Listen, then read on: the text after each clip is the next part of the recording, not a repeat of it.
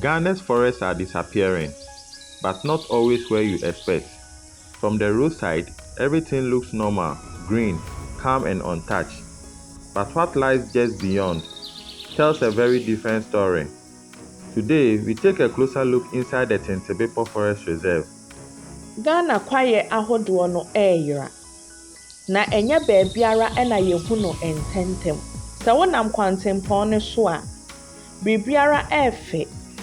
Ahaban bunu no huhunu. Na kwaye no nso ɛɛfɛ. Na nea ɛwɔ mu ankasa no ɛyɛ soronko. Na ɛhɔ na asɛm no ɛwɔ. Ɛnɛ yɛkɔhwɛ Tinte Bepo Forest Reserve no emu.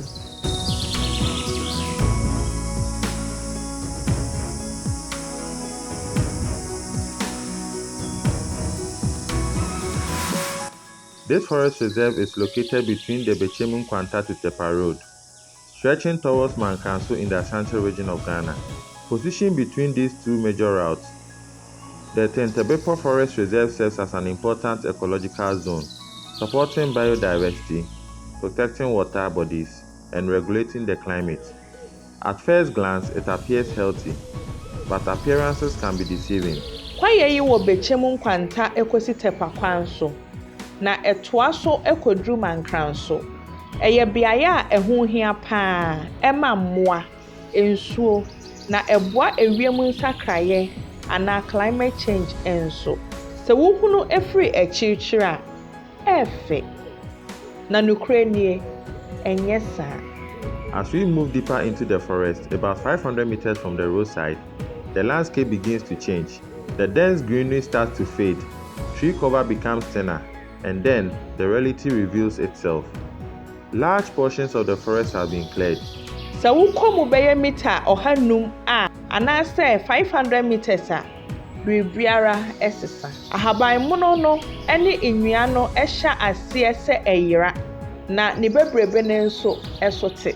Na afei wohunu nea ɛkɔ so no ankasa. Wɔtwitwa kwaye no mu bebree. What we are seeing here is not natural change. This is deforestation. Trees that took decades to grow have been cut down within days. Valuable species like Odum and Mahogany, once dominant in this forest, are now disappearing. In their place, we see exposed land, broken ecosystems, and signs of human activity. Wenya ade a ɛbaaye ara kwa, ɛyɛ nnua a wɔatwitwa no ɛna maa ne baasa. Nnua kɛseɛ te sɛ Odum ne Mahogany no ɛyera. Nea aka no ɛyɛ nsase a ɛda hɔ. Na kwaye no nkwa no ɛso ɛte. Much of this destruction is driven by illegal chainsaw operations and unsustainable land use. Without proper regulations and enforcement, forest reserves like this become vulnerable. What starts as a small clearing gradually expands into a large-scale degradation, and over time, the forest loses its ability to regenerate. The impact goes far beyond what we can see. Ɛyɛ nipa o ɛna ɛde saa ɔhaw yi ɛɛba.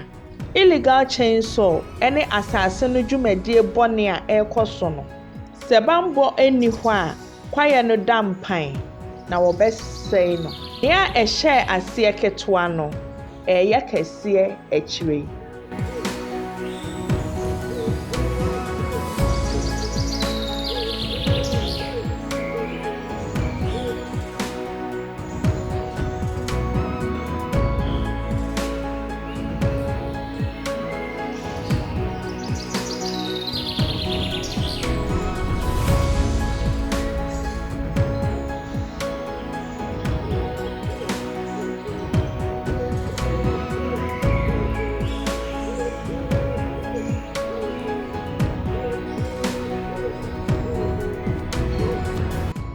Forests like Tinte Bepo play a crucial role in maintaining biodiversity, protecting soil from erosion, regulating rainfall patterns, and supporting research and education. Institutions such as KNUST, UDS, and UNE depend on forests like this for academic and environmental studies. When the forest disappears, these benefits disappear with it. Kwaye no ho hia paa. Ɛboa ɛma mmoa tena ho. Ɛbɔ asase ne ho ban. Ɛma nsuo tena hɔ. Ɛboa adesua nso. Sukuu akɛseɛ te sɛ KNUST, UDS, ɛne UNE ɛde kwaeɛ yi ɛyɛ wɔn adesua dwumadie paa. Sɛ kwaeɛ no yera a, wei nyinaa nso bɛyera.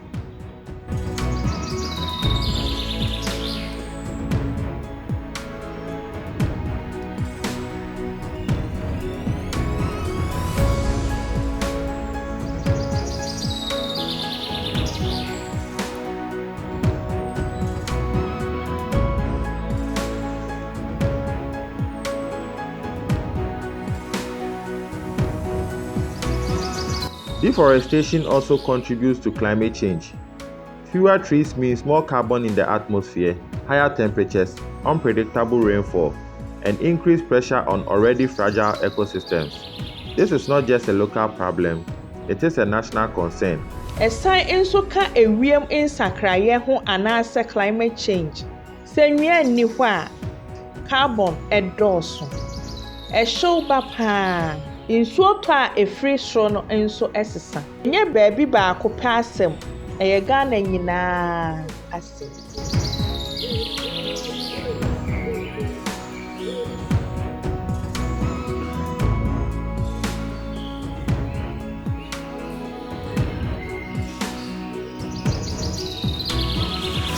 There is hope. Ghana Tree for Life initiatives under the Reset Ghana agenda aims to reverse this damage. Through reforestation and afforestation, degraded lands can be restored. Through stronger protection, forests can be preserved. And through awareness, communities can become part of the solution. Nso anidasoɔ wɔ hɔ. Free for Life initiative de mmɔdenbɔ aba. Wɔbɛdua nnua no foforɔ. Wɔbɛsan ayɛ kwaeɛ no na wɔbɛbɔ ho ban.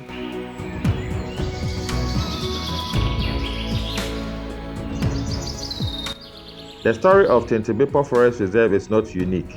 It reflects what is happening in many forests across Ghana. The question is no longer whether deforestation is happening. The question is, what are we going to do about it? Tinte Bepo asɛm no nyɛ baabi baako pɛ o. Ɛkɔ so wɔ Ghana nyinaa. Asɛmisa ne sɛ, yɛbɛyɛ ne dɛn agye kwaeɛ no. Yɛn daakye gyina yɛn nsa so. Momma yɛmmom na yɛmmɔ kwaeɛ no ho ban. Momma yɛnsan ma asase no nkwa. Momma yɛnsi daakye pa.